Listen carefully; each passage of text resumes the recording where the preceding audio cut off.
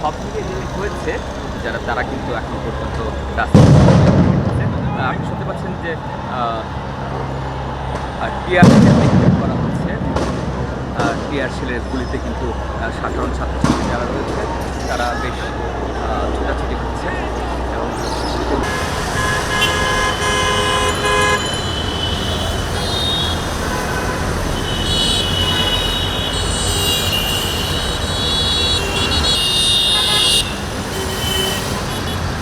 কেমন তবে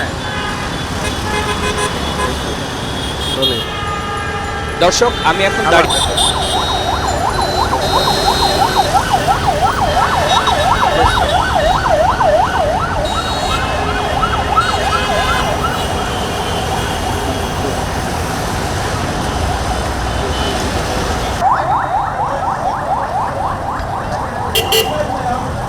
বাজে লাগবে না। হ্যাঁ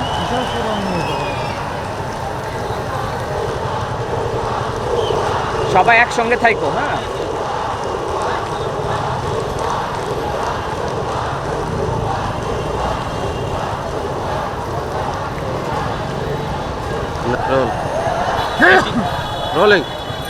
এটি ঢাকা ঢাকা ময়মনসিংহ মহাসড়কের আজমপুর পয়েন্ট। আজমপুর আবার রোলিং। এটি ঢাকা ময়মনসিংহ মহাসড়কের আজমপুর পয়েন্ট।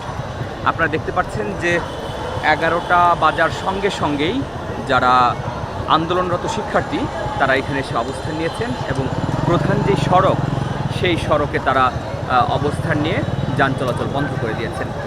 এর মধ্যে আইন শৃঙ্খলা রক্ষাকারী বাহিনীর সদস্য যারা তারা ঠিক এখানে নাই, বিপরীত পাশে রয়েছে, অর্থাৎ র্যাবের যেই টহল টিম বা পুলিশের যে টহল টিম তারা সেখানে অবস্থান করছে।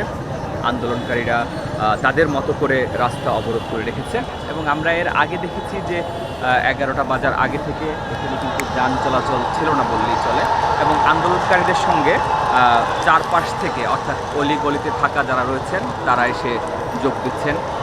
তারা বলছেন যে যতক্ষণ পর্যন্ত তাদের ন্যায্য দাবি সেটা পূরণ না হয় ততক্ষণ তারা রাজপথে থাকবেন।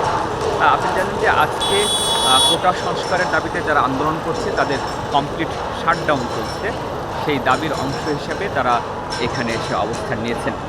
এখন পর্যন্ত আমরা আইন শৃঙ্খলা রক্ষাকারী বাহিনীর তাদের কাছাকাছি দৃশ্যতে কোনো তৎপরতা দেখিনি। তারা হয়তো তাদের মতো করে পরিকল্পনা করছে কীভাবে পরিস্থিতি নিয়ন্ত্রণ করা যায়, কিন্তু যান চলাচল পুরোপুরি বন্ধ রয়েছে এবং এর আগেও যখন আমরা 10টা 11টা পর্যন্ত যখন দেখেছি তখন কিন্তু যান চলাচল খুব একটা ছিল না।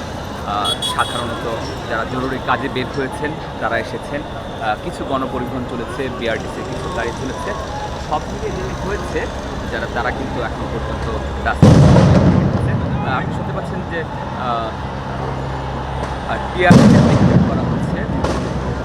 টিয়ার শেলের গুলিতে কিন্তু সাধারণ ছাত্রছাত্রী যারা রয়েছে তারা বেশ ছোটাছুটি করছে এবং চিত্রটাই আপনারা দেখতে পাচ্ছেন তাদের যে অবস্থান সেই অবস্থানটাকে করবার জন্য টিয়ার শেল নিক্ষেপ করা হচ্ছে।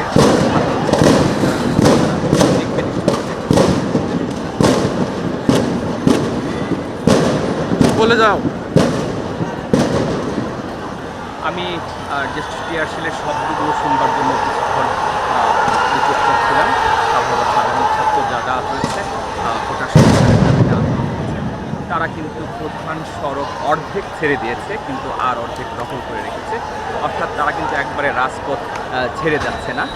আইন শৃঙ্খলা রক্ষাকারী বাহিনীর সদস্য যারা তারাও কিছুটা কৌশলী অবস্থানের থেকে হয়তো পরিস্থিতি মোকাবেলা করার চেষ্টা করছেন। কয়েকবারই টিয়ার শেল নিক্ষেপ করছে।